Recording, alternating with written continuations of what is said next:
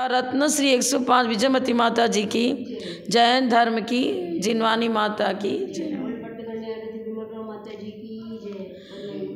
देवागम न भूयान चामरादि विभूतय माया विश्व विदृश्यन्ते नातस्तमसि नो महान।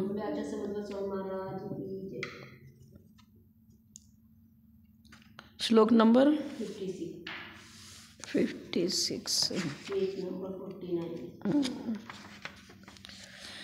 नित्यं तत्प्रत्यभिज्ञानाकस्मात् तदविच्छिदा क्षणिकं कालभेदात्ते बुद्ध्य संचर दोषता। नित्यं नाकस्मात् तदविच्छिदा कालभेदात्ते बुद्ध्य संचर दोषता। यहाँ पर जैन मत को रखा गया है। नित्यम वस्तु कथनचित नित्य है, नीचे के लाइन में है कथनचित क्षणिक है। अब आचार्य जैन फिलॉसफी के अनुसार इसको सिद्ध कर रहे हैं कि किस अपेक्षा से तो हम वस्तु कथनचित नित्य कहते हैं और किस अपेक्षा से वस्तु को कथनचित क्षणिक कहते हैं। उन्होंने कथनचित नित्य पने को सिद्ध करने के लिए हेतु क्या दिया?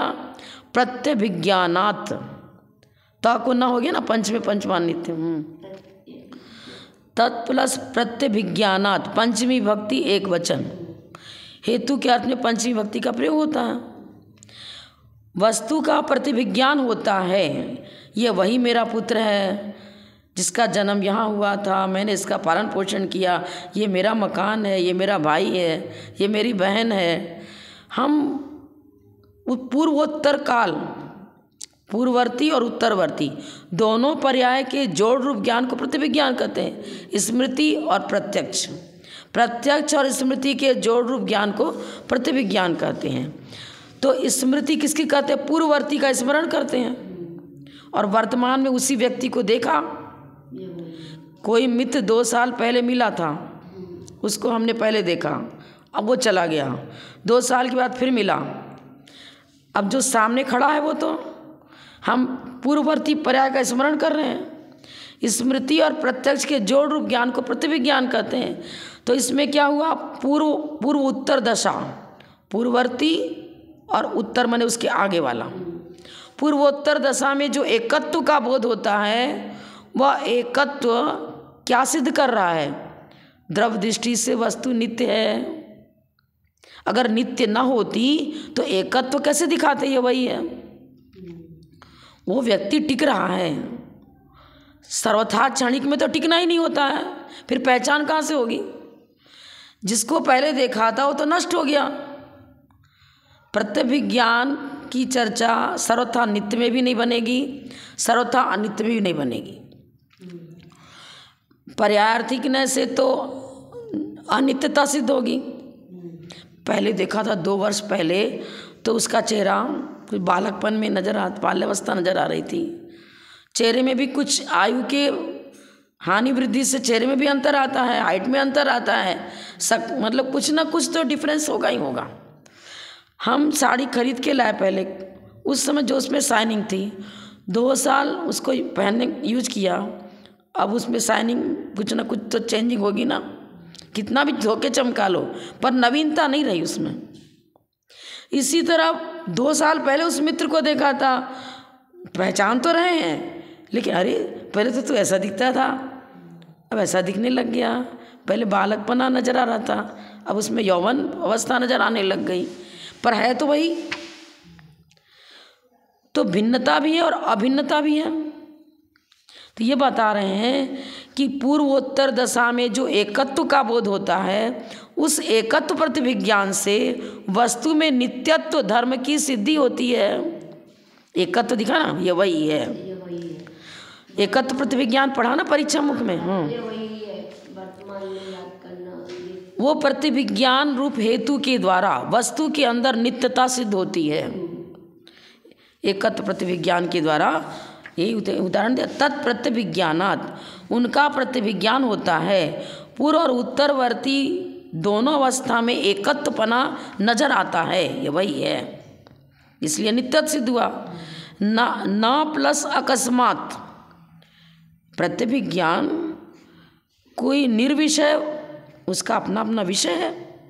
स्मृति ज्ञान का अपना विषय है, प्रत्यभिज्ञान का अपना विषय है, अपने अपने विषय को ग्रहण करने वाला है और प्रामाणिक ज्ञान है। मति स्मृति संज्ञा चिंता भी निबोध इत्यनर्थांतरम बताया और प्रत्यभिज्ञान को भी सम्यक ज्ञान बताया है। निर्विषय अकस्मात, अकस्मात का मतलब क्या? बिना किसी कारण के, निर्विषय भ्रांत रूप। प्रत्यभिज्ञान भ्रांत रूप ज्ञान नहीं है, प्रत्यभिज्ञान निर्विषय नहीं है, अपने अपने विषय को वो यथावत युक्ति संगत सिद्ध करता है। जो जिसका विषय है उसको सिद्ध करेगा। नेत्रेंद्रिय का विषय रूप है और हम कर्णेंद्रिय के द्वारा रूप को देखना चाहे नहीं देखेंगे ना। अरे कान से तो रूप दिख ही नहीं रहा है, तो इसका मतलब रूप का अस्तित्व ही नहीं है, ऐसा होगा क्या?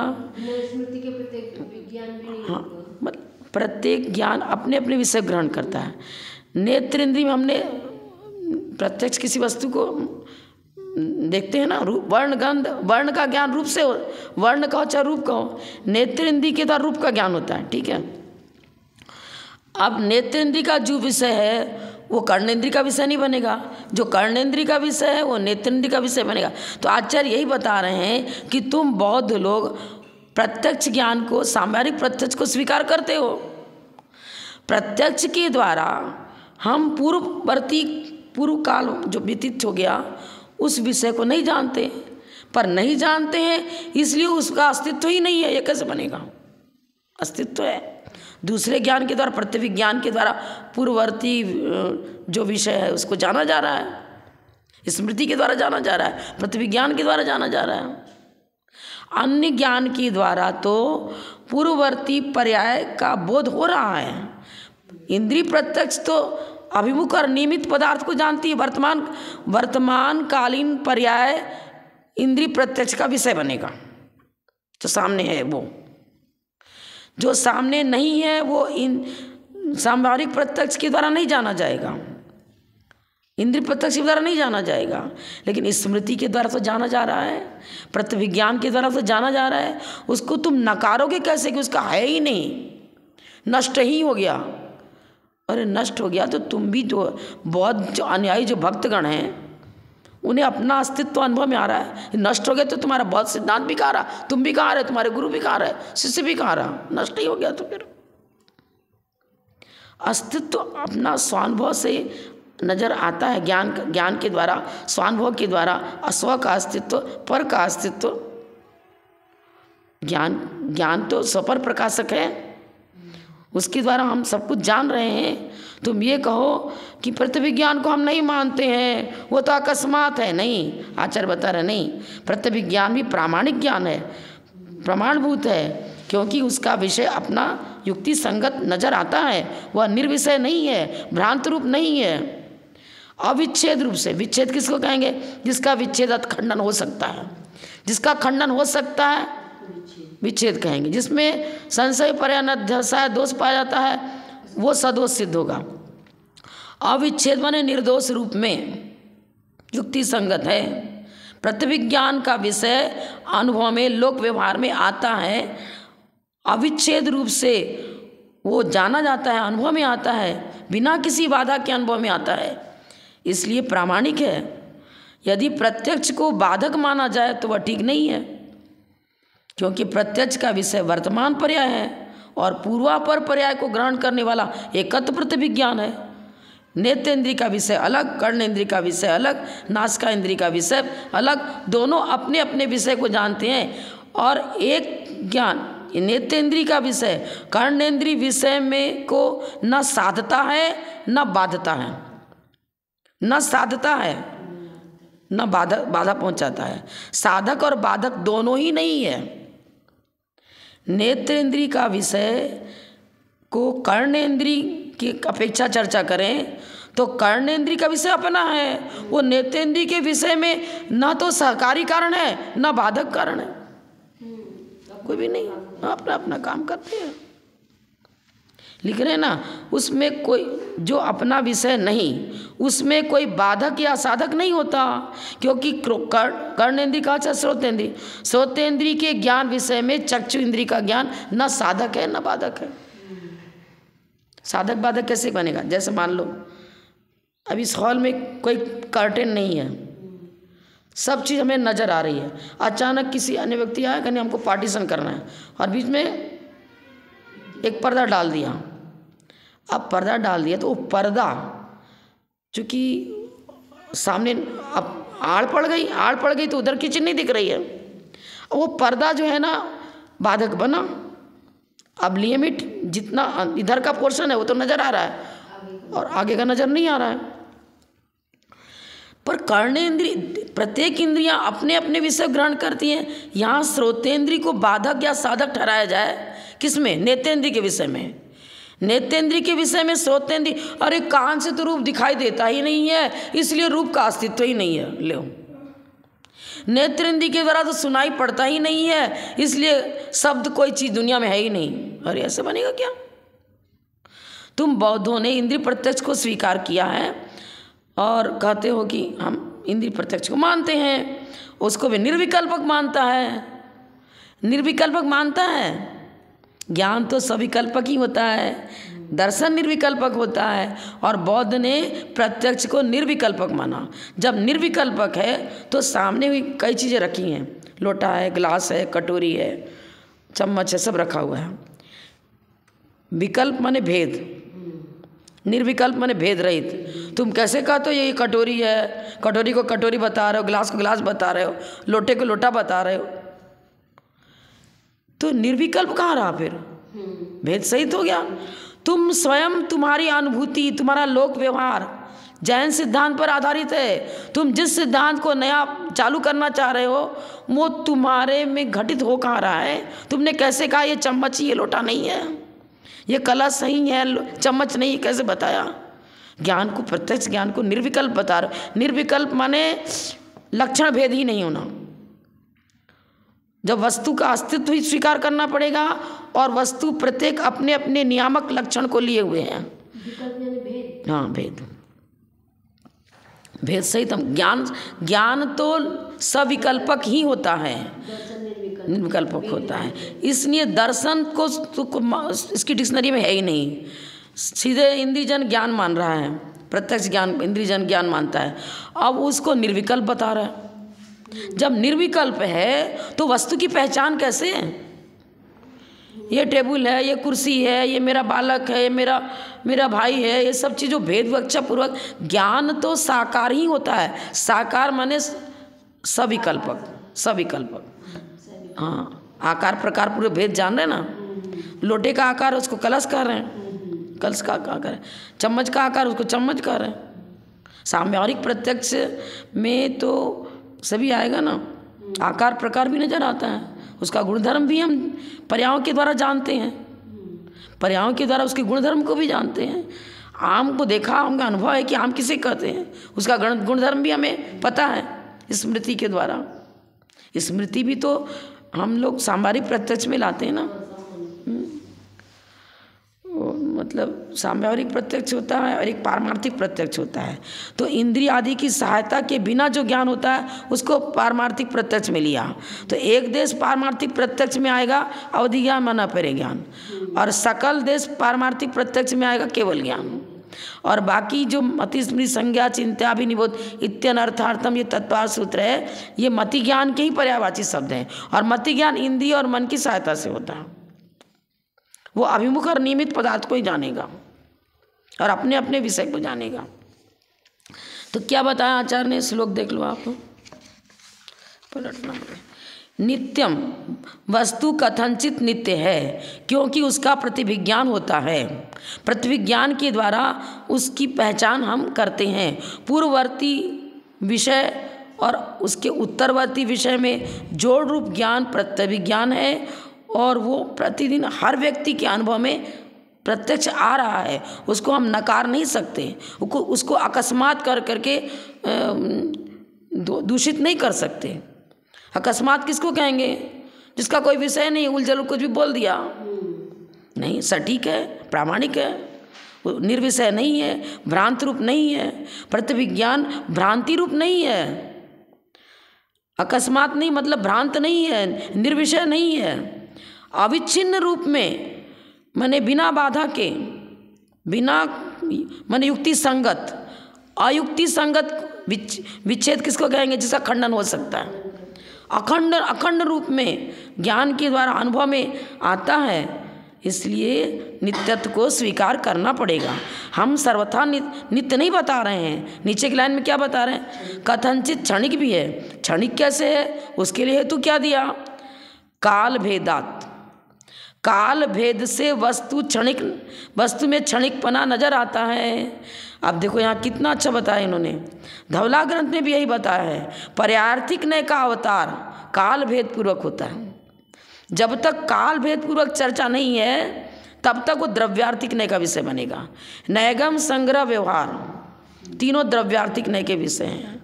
आपको कैसे माने? संग्रह नय ने क्या किया? आम की टोकरी रखी, बहुत सब उसमें आम रखे। अब वो समूह रूप में सबको आम ही तो बता रहे हैं ना, ये आम की टोकरी, इसमें सब आम हैं। अब मैंने क्या बताया? काल भेद। पहले भी आम को आम ही कहते थे, वर्तमान में भी आम को आम ही कहते हैं, भविष्य में भी आम को आम ही कहेंगे, क्योंकि जिस वनस्पति में वो पैदा हुआ है वो प्रत्येक वनस्पति नाम कर्म के साथ साथ में उपजाति नाम कर्म, उपभेद, उसने आम का ही बंद किया। अगर लंगड़ा आम का बंद किया है तो वो जीव उसी वनस्पति के जो बीजारोपण किया उसी में जाकर पैदा होगा। लंगड़ा आम का बंद किया तो उसी में जाकर जन्म लेगा, दशहरी आम का बंद किया तो उसी में जाकर पैदा होगा। जैसा अगली आयु जो बांधी है उसके अनुसार उसका जन्म होगा वहाँ पर। सबकी पहचान है हमें। और काल भेद पूर्वक क्षणिक क्यों बता रहे हैं? अरे आपने आम लाए, कोई भी चीज़ खरीद के लाया, आम मान लो खरीद के लाया, फ्रेश था, पेड़ से तोड़ा हुआ तुरंत था। अब उस समय उसकी जो स्वाद था, जो गंध था, वो मान लिया आपने 10 दिन तक उसको ऐसे छोड़ दिया, परिणमन होगा। काल भेद पूर्वक उसके वर्ण, गंध, रस, स्पर्श सब में परिणमन होगा। पाल में रख देते, पहले तो हरा दिखता है और फिर बाद में पीला पड़ जाता है। काल भेद पूर्वक परिणमनशीलता दिखाएंगे। परिणमन भी है और वही भी है। अरे वही आम तो है जो हमने 10 दिन पहले फ्रिज में रख दिया था, यही बोल रहे हो। अब फिर स्वाद में फर्क भी आ रहा है। ताज़ा लाए थे, जो खाया था जो अलग लग रहा था, अब निकाल के खा रहे तो स्वाद में कुछ ना कुछ अंतर है। हम भले ही ना पहचान पाए अल्प ज्ञान के कारण से, लेकिन अंतर है ही पक्का। दो काल भेद पूर्वक पर्याय जो है ना उत्पाद व्यय को प्राप्त होती हैं। नवीन पर्याय उत्पन्न हुई और पूर्व पर्याय का अभाव हुआ। कभी कभी गल जाता है, दुर्गंध भी आने लगती है उसमें। क्यों? परिणमनशीलता, तब तो दुर्गंध आई उसमें। तो काल भेद पूर्वक पूर्व पर्याय का अभाव और नवीन पर्याय की उत्पत्ति ऐसे अनुभव में आती है। क्या बता रहे हैं? वस्तु तत्व कथनचित क्षणिक है। क्यों? उसमें काल भेद से परिणाम भेद पाया जाता है। परिणमनशीलता, भवनशीलता, परिणमनशीलता। तो कथनचित भेद भी नजर आता है और कथनचित अभेद भी नजर आता है। परिणमनशीलता के कारण से भेद नजर आता है, लेकिन वही है द्रव्यता की अपेक्षा से वही है ये भी नजर आता है। और तीनों एक साथ हैं और तीनों ही वस्तु के स्वरूप हैं।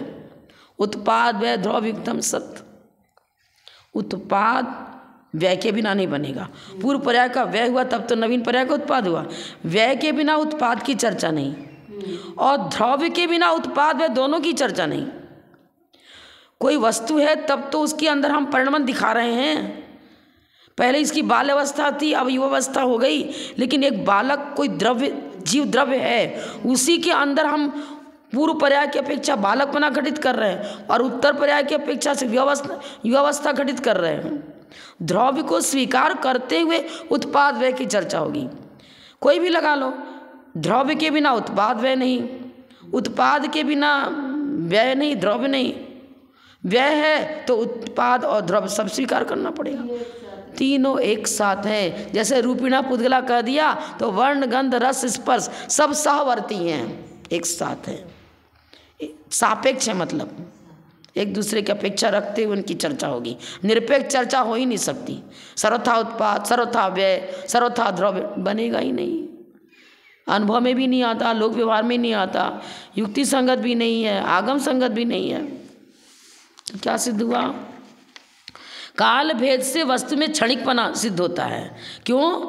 बुद्धि, अब देखो बुद्धि हुआ ना, ई वर्ण यमापत्य असवर्ण परे, असंचर दोषता, बुद्धि का संचार सर्वथा एकांत में होता ही नहीं है, दोष नजर आता है। वस्तु सर्वथा नित्य भी नजर नहीं आ रही है, सर्वथा क्षणिक भी नजर नहीं आ रही है। तो जब लोक व्यवहार में उस सदोष सिद्ध हो रहा है, आपका पॉइंट, चाहे सर्वथा नित्य बात कहो चाहे अनित्य बात कहो, लोक व्यवहार में घटित नहीं हो रहा है, आगम में घटित नहीं हो रहा है, युक्ति से घटित नहीं हो रहा है, सदोष है। कौन सा कथन सदोष है? सर्वथा नित्य और सर्वथा अनित्य। लेकिन निर्दोष क्या होगा? जैन मत में, जैन सिद्धांत में कथनचित क्षणित कथनचित नित्य बता रहे हैं, उसी में बुद्धि का संचार देखा जाता है। जैन सिद्धांत को छोड़कर अन्य मतों में बुद्धि का संचार हो ही नहीं रहा है, बुद्धि से ही वैसी वस्तु पकड़ में नहीं आ रही है।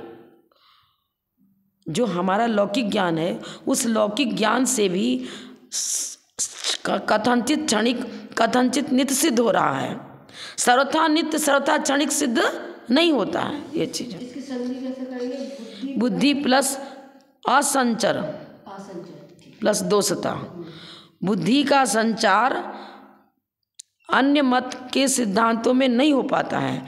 अब उसमें दोष नजर आता है, दोष सदोष होने के कारण से सर्वथा नित्य और सर्वथा क्षणिक में बुद्धि का संचार नहीं होता है। बुद्धि असंचरता लिख दिया ना, तो अनय समास हो गया ना। बुद्धि संचर माने बुद्धि का संचार, और अ लगा दिया तो बुद्धि का संचार ही नहीं होता है। अर्थात दुनिया में कोई भी ऐसा पदार्थ ही नहीं है जो सर्वथा नित्य सर्वथा क्षणिक हो। बुद्धि का संचार किसमें होता है? कथनचित नित्य और कथनचित अनित्य, ऐसे पदार्थों में तो बुद्धि का संचार हो रहा है, पकड़ में आ रही, हमारे ज्ञान के द्वारा वो ज्ञान का विषय बन रहा है। सामान्य विशेषात्मक वस्तु ही ज्ञान का विषय बनती है। सामान्य से नित्य बना और विशेष से अनित्य बना। विशेष कहो तो क्षणिक बात, पर्याय विशेष के पर्यार्थिकने का विषय है, सामान्य द्रव्यार्थिकने का विषय है। अब यहाँ नित्य द्रव्यार्थिकने का विषय है और क्षणिक पर्यार्थिकने का विषय। द्रव्यार्थिक और पर्यार्थिकने का विषयभूत सामान्य विशेषात्मक वस्तु ही यथार्थ है। उस समय का देने से पर्यार्थिक में आ गया। वस्तु ही सामान्य विशेषात्मक है, तो फिर सर्वथा नित्य सर्वथा क्षणिक कैसे सिद्ध होगा? होगा ही नहीं। आगे का, न सामान्यात्मनोदेति न वेति व्यक्तमन्वयात् वेत्युदेति विशेषात्ते साहिकत्रोदयादि सत्। न सामान्यात्मनोदेति न वेयेति व्यक्तिमन्वयात् वेत्युदेति विशेषात्ते साहिकत्रोदयादि सत्। न सामान्य, वस्तु सर्वथा सामान्य रूप नहीं है। आत्मनोदेति, उदेति माने उत्पन्न होना, वेति माने नष्ट होना। उत्पाद और व्यय और सामान्य से हमने द्रव्य ले लिया, सामान्य द्रव्यार्थिक नहीं का विषय है ना। तो उत्पाद व्यय द्रव्य तीनों को लो, न सामान्य न द्रव्य। सामान्य से हम द्रव्य ले रहे हैं ना, सर्वथा द्रव्य नहीं, और उदेति न, सर्वथा उत्पाद मानो तो भी गलत, सर्वथा व्यय मानो तो भी गलत। तीनों को स्वतंत्र स्वतंत्र रूप में स्वीकार मत करो। स्वतंत्र रूप में आप कहना चाहो उदेति, न उदेति न वेति न सामान्यात्मा आत्मना। सर्वथा सामान्य नहीं, सर्वथा उत्पन्न होना कह रहे हो तो किसी पूर्व पर्याय का व्यय हुआ तब तो उत्पन्न होना मानोगे, और उत्पाद व्यय किसी न किसी पदार्थ में घटित होगा। वस्तु त्रयात्मक है, प्रत्येक वस्तु त्रयात्मक है। त्रयात्मक ने तीनों के साथ तन्मय बना है। कोई ना कोई पर्याय रहेगी, पूर्व पर्याय का अभाव, उत्तर पर्याय का उत्पाद। तो इसके साथ न लगाए ना, देखो न सामान्य, सामान्यात्मन, ठीक है, विसर्ग का ऊ हुआ, ऊ का ओ हो गया, उदेति, यहाँ सामान्य सामान्य प्लस आत्मन, आत्मन माने स्वरूप, उदेति माने उत्पन्न होना, वेति माने नष्ट होना, न उदेति न वेति, सर्वथा उत्पाद भी नहीं, सर्वथा व्यय भी नहीं, और सामान्य स्वरूपात्मक द्रव्यात्मक भी सर्वथा नहीं। सामान्य आत्मन माने द्रव्यात्मक, सर्वथा द्रव्यात्मक भी नहीं, सर्वथा उत्पन्न होना मानो तो भी गलत, सर्वथा व्यय होना तो भी गलत, माने तीनों स्वतंत्र स्वतंत्र रूप में, निरपेक्ष रूप में स्वीकार करो तो गलत। व्यक्तमन्वयात्, क्योंकि स्पष्ट, व्यक्त माने स्पष्ट है, तीनों का समन्वय रूप पदार्थ नजर आता है। अन्वय माने, अन्वय किसको कहेंगे, पूर्व उत्तर पर्याय में सदा बना रहता है, पूर्व पर्याय और उत्तर पर्याय में जो साथ साथ रहे।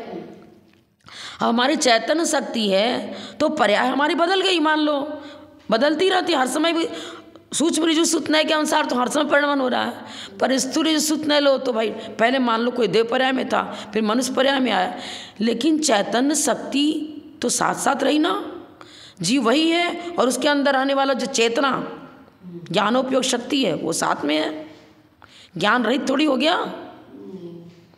ज्ञान शक्ति पहले भी थी, अभी भी है, आगे भी रहेगी, जहाँ जहाँ चेतना है वहाँ वहाँ जीव है, जहाँ जहाँ जीव है वहाँ वहाँ चेतना है। इस प्रकार व्यक्तमन्वयात्, अन्वय देखा जाता है, गुणों के साथ और पर्यायों के साथ भी अविनाभाव संबंध है। पूर्व पर्याय से नेक्स्ट दूसरी पर्याय पैदा हुई, लेकिन पर्याय रहित तो नहीं है ना, किसी न किसी पर्याय में तो है। पूर्व पर्याय का नाश, उत्तर पर्याय का उत्पाद, लेकिन पर्याय रहित तो नहीं है ना, प्रागभाव। व्यक्तमन्वयात्, अन्वय देखा जाता है। अन्वय किसे कहते हैं, तो व्यक्त लिखा विशेषण दिया ना, एक आपने पढ़ा होगा परीक्षा मुख में, एकत्व प्रतिविज्ञान और सादृश्य प्रतिविज्ञान। एकत्व प्रतिविज्ञान किसमें होगा, एक ही वस्तु में, एक ही वस्तु में काल भेद पूर्वक परिणमन होता है, लेकिन परिणमन होते हुए भी या वही है या वही है जो ज्ञान होता है, इसको एकत्व प्रतिविज्ञान कहते हैं। और सादृश्य प्रतिविज्ञान में समानता, बहुत सारे आम रखे हुए हैं, सभी आम एक ही क्वालिटी के हैं, पर प्रत्येक आम का अपना अपना प्रदेश अलग है, प्रदेश भेद है, लेकिन सदृशता है, तो सादृश्य प्रतिविज्ञान हो गया। अब यहाँ पर उदाहरण देंगे, आगे देंगे, यही समझ लेते हैं अपन। वो बौद्ध मत वाले क्या कहते हैं, देखो नाखून बढ़ जाता है ना, तो तुम क्या करते हो, नाखून को काट देते हो, काटा तुमने, अब फिर उत्पन्न हो गया, तो उत्पाद भी स्वतंत्र और व्यय भी स्वतंत्र, वो सिद्ध करना चाह रहा है। लेकिन मूल तो वहीं से उग रहा है ना। अब देखो, उत्पाद जिसका हुआ, जिसको हमने काट के निकाल दिया, जिसको निकाल दिया था वही थोड़ी उत्पन्न हुआ, उसके सदृश यहाँ पर नया जो नाखून उत्पन्न हुआ वो सादृश्य प्रतिविज्ञान का विषय बनेगा, एकत्व प्रतिविज्ञान नहीं है। अन्वय तो गुण और गुणी में होता है, प्रत्येक द्रव्य अपने अपने अस्तित्व को लिए हुआ है, स्वचतुष्टय की अपेक्षा से उसमें अन्वयपना बनेगा, पर चतुष्टय की अपेक्षा से अन्वयपना नहीं बनता है। आपका द्रव्य मेरा द्रव्य नहीं, मेरा द्रव्य आपका द्रव्य नहीं, मेरी पर्याय मेरे साथ है, आपकी पर्याय आपके साथ है, पर चतुष्टय से तो नास्ती, कट वाला वो सादृश्य प्रतिविज्ञान में आएगा कि देखो जो नख कट के निकाला था, फिर दूसरा जो नख निकला बिल्कुल सेम वैसा नजर आ रहा हो, उसको भी नख कर रहे, उसको भी नख कर रहे हो, और कठोरपना आदि सब वैसे वैसा उसमें आए, तो सादृश्य हुआ ना। सादृश्य प्रतिविज्ञान में अन्वय नहीं दिखाते, अन्वय नो गुणा, स्वचतुष्टय के संबंध की अपेक्षा से चाहेगी, स्वद्रव्य स्वच्छे स्वकाल स्वभाव की अपेक्षा से अन्वयपना है, पर चतुष्टय की अपेक्षा से नास्ती है, स्वचतुष्टय से अस्ति। एकत्व प्रतिविज्ञान स्व की गुण धर्म के साथ होगा, स्वचतुष्टय के साथ। अब जो नख कट के निकल चुका है वही तो उत्पन्न होता नहीं है, उसी को थोड़ी जोड़ दिया यहाँ पर, उत्पन्न बता रहे हो तो नया नख निकला ना, तो वो भिन्न है, ये भिन्न है, लेकिन नज़र अब दोनों को रख के मिलान करते, अरे मिल रहा है वैसे, ये भी नख है वो भी नख है। जो नख के गुणधर्म होते हैं वो गुणधर्म उसमें भी है, हम में भी है। हम में भी चेतना शक्ति, आप में भी चेतना शक्ति, मेरी चेतना शक्ति आपकी चेतना शक्ति नहीं है, सदृशता है। अन्वयपना तो एकत्व अन्वय नहीं है। कटे हुए नाखून में और उत्पन्न हुए नाखून में एकत्व रूप से अन्वय नहीं है, सादृश्य है। वो तो जो उत्पन्न हुआ नख है वो सदृश तो है, कटे हुए नख के समान सदृश तो है, लेकिन एकत्व नहीं है। उसको तो निकाल कर हटा दिया था आपने, नहीं उत्पन्न हुआ है वो। इसलिए हमारे जैन सिद्धांत में जो चर्चा करी है, उत्पाद व द्रव्युक्तम करके और तीनों को सापेक्ष रूप में एक ही वस्तु में घटित किया है। एकत्व एक ही वस्तु में घटित कर रहे हैं, किसको? उत्पाद को भी, व्यय को भी और द्रव्य को भी।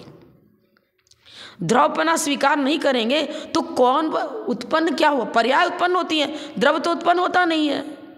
द्रव्य वही रहा, बालक वही है। उसको जब जन्मा था तभी मेरा पुत्र कह रहे थे, बड़ा हुआ मेरा पुत्र, और वृद्धावस्था तक पहुंच गया तभी मेरा पुत्र कह रहे। तो द्रव्यपना है, वही है वही है वही। तो द्रव्यता भी तो नजर आ रही है। नाखून जब तक जीव के साथ है, जब तक वो बढ़ रहा है, कटने के बाद अलग हो गया, वो तो निर्जीव हो, डेड बॉडी हो गया। वैसे ही बताते कि नाखून में चैतन्य शक्ति नहीं, जो अंदर का पोर्शन जुड़ा हुआ है ना, जहाँ तक आत्म प्रदेश संचरित है वहाँ तक जीवत्व शक्ति है। जिसमें आत्म प्रदेश संचरित नहीं है, बाल को ऊपर ऊपर से काट देते हैं, वहाँ तो आत्म प्रदेश है नहीं। लेकिन जो अंदर जो मांस के साथ में, जड़ के साथ में अंदर जुड़ा हो, वो खींचते हैं तो वो जड़ चूँकि खींचता है तो अनुभव में आता है। हाँ, ऐसी बात है। जो काट के निकाला था ना, उसमें आत्म प्रदेश नहीं थे।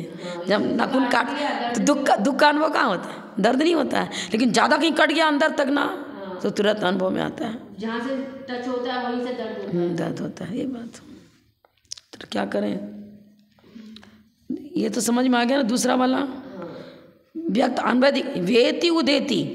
अब देखो विशेषात लगाया ना, विशेषात माने पर्यार्थिक न से। ऊपर सामान्य आत्मना लिखा था ना, सामान्य दृष्टि द्रव्यार्थिक न से न उत्पन्न होता है न व्यय होता है, लेकिन पर्यार्थिक न से विशेषात, पर्यार्थिक न से ते माने वही वस्तु, वेति उदेति, वेति नष्ट भी होती है और उत्पन्न भी होती है। नवीन पर्याय का उत्पाद और पूर्व पर्याय का व्यय। अब सह एकत्र एक साथ, सह माने तीनों सहवर्ती हैं, सहवर्ती माने तीनों ही धर्म एक साथ एक ही वस्तु में घटित होते हैं। एकत्र लिख रहे हैं ना। उदय आदि, उदय माने उत्पाद, व्यय और सत द्रव्य। सत माने है अस्तित्व, वो सत का लक्षण क्या है? त्रयात्मक, उत्पाद व्यय द्रव्य युक्तम सत। सभी द्रव्य में आएगा ना? हाँ, सभी द्रव्य, कोई भी द्रव्य हो, सभी में सामान्य और विशेष दोनों धर्म पाए जाते हैं। त्रयात्मक है, उत्पाद व्यय द्रव्य सब घटित होंगे। अब धर्म द्रव्य को तो क्या चेंज हो रहा है उसमें? अरे होता है सद्गुण हानि वृद्धि। आपने पढ़ी आलाप पद्धति में, क्या पर्याय रहित है क्या धर्म द्रव्य? नहीं, सद्द्रव्य लक्षणम, धर्म द्रव्य द्रव्य है तो द्रव्य का लक्षण उसमें भी घटित होगा। उसमें सद्गुण हानि वृद्धि के रूप में अनंत भाग हानि, असंख्यात भाग हानि, संख्यात भाग हानि, संख्यात गुण वृद्धि, असंख्यात गुण अनंत गुण वृद्धि, इस प्रकार से उसमें परिणमन हो रहा है। लेकिन उसमें स्वाभाविक परिणमन होगा, वैभाविक परिणमन नहीं होता है। स्वाभाविक परिणमन में अर्थ पर्याय इंद्रिय गोचर नहीं होती। व्यंजन पर्याय चूंकि अनेक समय वर्ती है तो इंद्रिय गोचर होती है, और प्रति समय होने वाला परिणमन इंद्रिय गोचर नहीं होता। तो इंद्रिय गोचर नहीं हो रहा है, पर हमारे इंद्रिय गोचर नहीं हो रहा। कब केवली गम तो है, केवली तो मूर्त अमूर्त दोनों पदार्थों को जानते हैं, उनके ज्ञान का तो विषय है, उसको हम सर्वथा गलत कैसे ठहरा सकते हैं? और कार्य देखा जा रहा है, धूम को देखकर अग्नि को जाना। इसी प्रकार हम गमन करते हैं, जीव चलते हुए जीव और पुद्गल को चलने में जो सहायक उदासीन रूप में बनता है उसको धर्म द्रव्य कहते हैं। ये परिभाषा बिल्कुल सही है, आपको कैसे ही माने। आत्मा को ऊर्ध्वगमन स्वभाव है। लोग क्या अग्रभाग पर क्यों रुक गया? जब ऊर्ध्वगमन स्वभाव है तो ऊपर गमन करना चाहिए ना। धर्मास्तिकाय अभावात ठहर गया क्यों? अधर्मास्तिकाय अभावात। धर्म अधर्म द्रव्य की सिद्धि होती है और उसकी अपनी अपनी अर्थक्रिया, धर्म द्रव्य की अर्थक्रिया अपनी है, अधर्म द्रव्य की अर्थक्रिया अपनी है। परिणमन है ना, अर्थक्रिया माने जो उनमें परिणमन होता है। हम इसको वस्तुत्व धर्म कैसे जाने? त्रिकाल द्रव्य है, जो द्रव्य है वो त्रिकालवर्ती होता है, पर द्रव्य में जो परिणमन होता है उस परिणमनशीलता की उत्पाद भी घटित हो रहा है और व्यय भी घटित हो रहा है, षड्गुण हानि वृद्धि के द्वारा। जो सूचना का विषय जो अर्थ पर्याय है, अर्थ पर्याय इंद्रिय गोचर नहीं होता, तो हमारे इंद्रिय गोचर नहीं हो रहा, अमूर्त है वो, तो अमूर्त पदार्थ वैसे भी इंद्रिय गोचर नहीं होता। तो प्रति समय होने वाला परिणमन तो धर्म द्रव्य अधर्म द्रव्य आकाश द्रव्य काल द्रव्य में है, लेकिन अनेक समयवर्ती होने वाली जो व्यंजन पर्याय है, वो नहीं। अनेक समयवर्ती जो रहने वाली व्यंजन पर्याय उसमें नहीं है। लेकिन प्रदेशत्व गुण स्वीकार किया है और प्रदेशत्व गुण की पर्याय को व्यंजन पर्याय कहते हैं, उस अपेक्षा से उसमें व्यंजन पर्याय सिद्ध है। व्यंजन पर्याय की दो प्रकार चर्चा करी ना, एक तो आलापत्ति में बताया कि एक समयवर्ती पर्याय को अर्थ पर्याय कहते हैं और अनेक समयवर्ती पर्याय को व्यंजन पर्याय कहते हैं। अनेक समयवर्ती पर्याय धर्म अधर्म आकाश काल में नहीं है। अब लेकिन प्रदेशत्व गुण 10 सामान्य गुण बताए, अस्तित्व वस्तुत्व प्रदेशत्व गुण, प्रमेयत्व प्रदेशत्व, तो प्रदेशत्व तो है ना, प्रदेश के बिना तो किसी की चर्चा करेंगे नहीं। प्रदेशत्व गुण है और प्रदेशत्व गुण की पर्याय को व्यंजन पर्याय कहते हैं। इस अपेक्षा से तो उसमें व्यंजन पर्याय भी घटित हो रही है सभी में। अब क्यों? श्लोक वार्तिक में बताया धर्म द्रव्य का भी आकार है। क्या आकार है उसका? अमूर्त होते हुए आकार तो है ना। क्या आकार है? लोकाकाश प्रमाण। धर्म द्रव्य संख्या में 1 और उसकी अवगाहना कितनी बढ़ेगी? लोकाकाश प्रमाण अवगाहना। अधर्म द्रव्य की अवगाहना भी लोकाकार। अवगाहना किससे बनती है? आकार। आकार को अवगाहना कहेंगे ना, कितना लंबाई कितना चौड़ाई कितना मोटाई, तो वो धर्म द्रव्य में भी घटित हो रही है, पर हमारे द्वारा छद्मसदीव नहीं जान पा रहे उसको। अवधि ज्ञान माना पड़े ज्ञान से धर्म द्रव्य को नहीं जान पाएंगे हम। अमूर्त पदार्थ को जानने की शक्ति मात्र केवल ज्ञान में है, ये भी मूर्त को ही जानता। अवधि ज्ञान माना पड़े ज्ञान मूर्त को ही जानता है। हो गया ना, इसके पूरे का अर्थ हो गया।